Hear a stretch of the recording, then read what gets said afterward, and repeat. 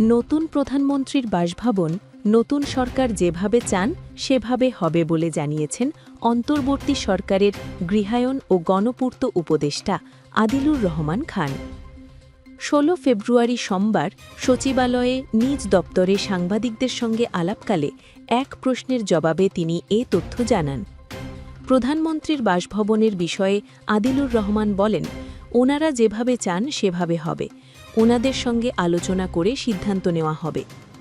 নতুন সরকারের মন্ত্রী, প্রতিমন্ত্রী ও উপমন্ত্রীদের জন্য ৩৭টি বাড়ি বা বাসা প্রস্তুত করা হয়েছে বলেও জানান গৃহায়ন ও গণপূর্ত উপদেষ্টা আদিলুর রহমান খান বলেন, এখন পর্যন্ত আমরা ৩৭টি বাড়ি প্রস্তুত করে রেখেছি।